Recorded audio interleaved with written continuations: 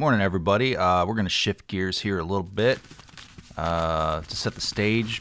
Back in 2012, before I posted as much cringe as I do now on YouTube. So Half Moon Trail is what we're on, right?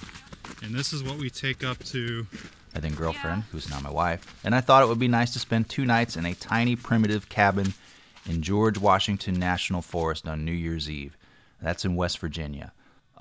I always kind of wanted to do camping and hiking videos, but as the kids get older, we don't do that as much. We do camping, and it's car camping, and it's a mess every time because it's with kids and everybody knows what it's like.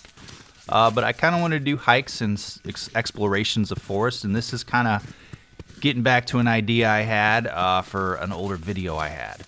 Now, back in 2012, the cabin we went to is primitive, and primitive is code for no running water, plumbing, or electricity, devoid of screens, fun, cell service. And if you listen to too much true crime content, it's full of deranged killers. The Sugar Knob Killer.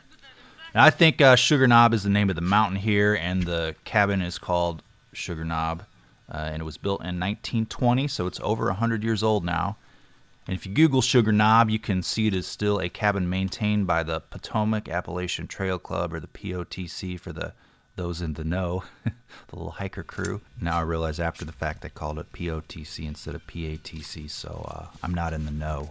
And it's reservable by you, and all sorts of info about the hiking trails around it are beautiful, and they're online. You just Google Sugar Knob Cabin, it's the first result. Now, back then I had a camera called the Canon GL1, so forgive the resolution, and you may hear the constant hum when I'm not talking of the tape drive. I think I have 1 or 2 old videos on the channel that still use this, and back then, this was the camera I used before it turned into a gear review channel. In about 2015, I bought some new ones and kind of upgraded it and went in a different direction, but I always wanted to get back to the camping stuff, because that's what drove me to do this channel. I like the outdoors, I like spending time in it, and the best way to experience that obviously is to review knives at a desk, right?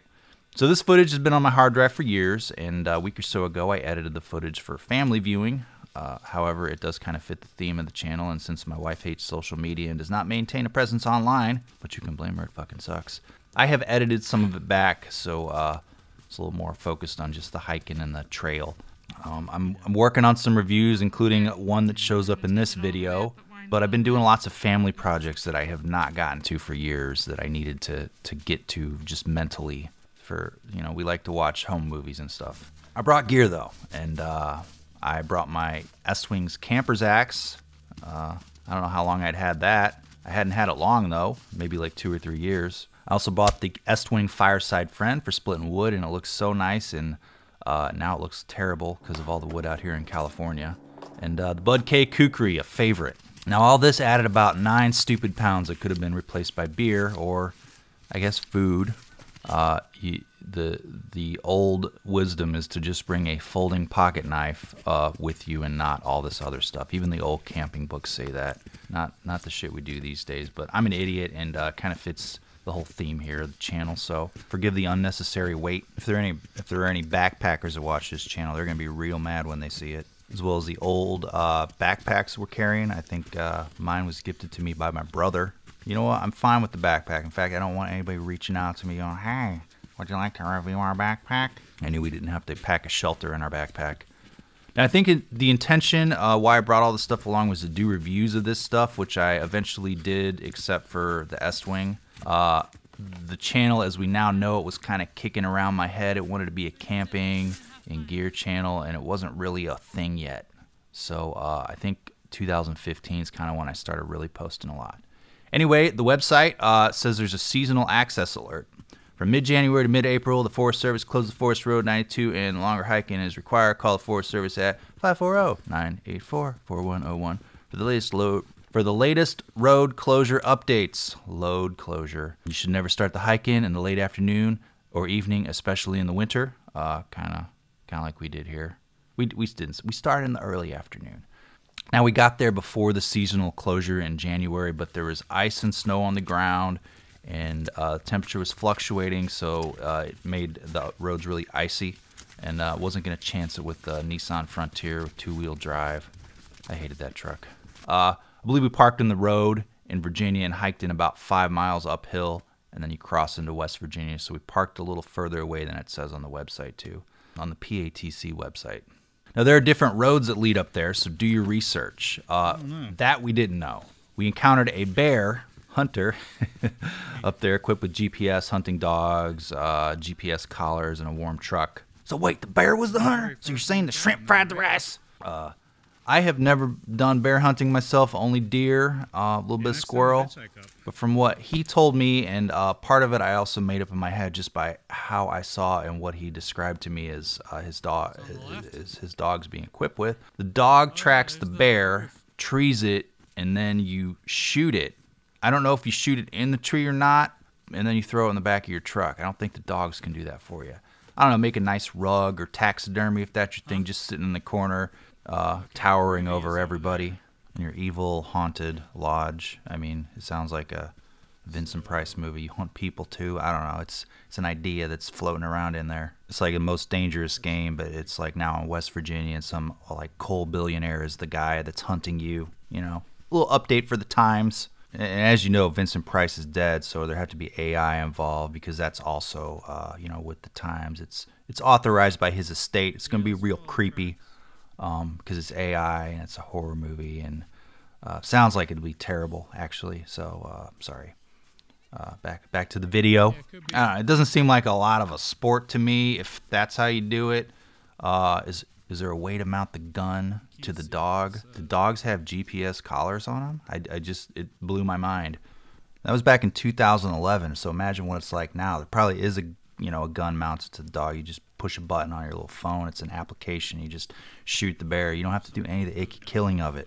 I'm a conservationist, okay? I mean, I know it's cold outside. It's hard to hunt when it's cold. Now, being from Missouri and Arkansas, there's not a whole lot of bear hunting there. It exists. You can go to the websites, the DNR websites, and they say it exists. But I never knew a guy who got a bear, or if it was like a rumor, or like a distant cousin, which is technically your immediate family in Arkansas and Missouri. So we never had bear meat because they're rare. They hide a lot, and you have to call a phone number before you harvest them every day when you go hunting. You got to call the government. Sounds like something people want to do. I had pig testicles, yep, dove, squirrel, rabbit, deer, duck. Did I say duck already? No bear, though. As far as I know, the only testicles were the pig testicles and no other testicles, but somebody could have snuck some in there. Maybe, I don't know, cow testicles. Somebody could have snuck some cow testicles and then put it in a deep fryer, and I wouldn't have known. So after a few hours, we made it to the cabin, and wouldn't you know it, most of the wood was wet, and there was some dryish in the bin, but it was mostly kindling, and not all of it super dry, so most of the next day was spent cutting up tiny pieces of wood I found in trees that was not on the ground.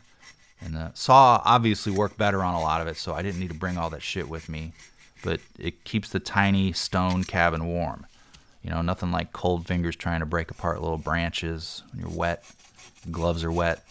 I remember using the kukri the most, although I didn't show it on the footage. It worked better on dead tree branches, you know, when the saw wasn't appropriate. And, you know, I did the axe a little bit too. This is actually scaring me, so I'm not going to show a whole lot of it, but I did use the axe, and probably shouldn't have used it like this. I was just too close and my hands are too cold. So don't do this, kids. And honestly, the cabin itself has plenty of stuff for processing scavenged firewood, so traveling light is what you need to do. Do as I say, not as I do. Don't bring your swords and your lawn equipment. But with the snow melting, I wish I had a more romantic notion of a rustic cabin in the West Virginia mountains. I'd say early spring, if it's dry, would be the best. It's not too hot and mosquito-y yet. So, and you know, hopefully you get a dry day if you want a fire. The cabin is Spartan. Cold, wet weather. So, but I guess it's better than a tent because you don't have to deal with leaks. Just make sure you leave some wood for the next people. You know, the cabin rule is the same as a campsite rule for these things. So I definitely filled the bin back up for the next day. That day, on New Year's Day, we did a nearby hike with some wonderful views. It was a few miles away.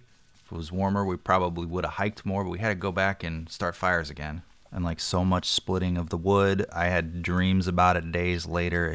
I spent like hours doing it, keeping the cabin warm.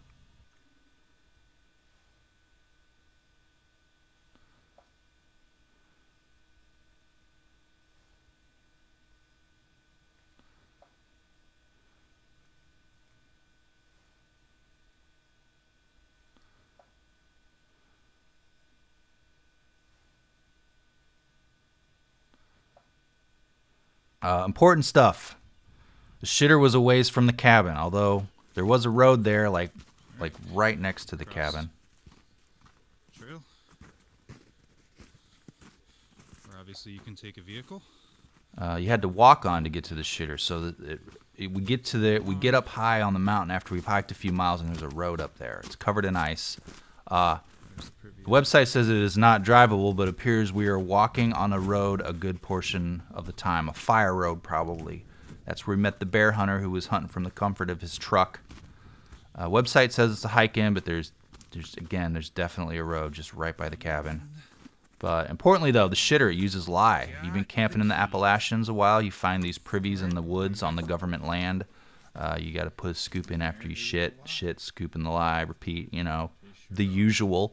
So the water source, wash your hands. You have to wash your hands after you take a number 2. It was nearby in a spring, which was clear and cool, but we did boil it. The rule of thumb for us when we hike is when we need to acquire water, we can't hike with it to save weight. We generally take an MSR stove when we backpack with the can. There's a can of fuel in there. But we had a wood stove here. We knew it was here, so we boiled out the water on the stove. Now, how about a quick tour of the cabin amenities with some camera audio? Inside of the Sugar Knob cabin. Very roomy and luxurious. You have amenities like stack of chairs, bucket of blankets, wooden bench, table, beds, pots, saw, more bed, stove, ash can, kindling,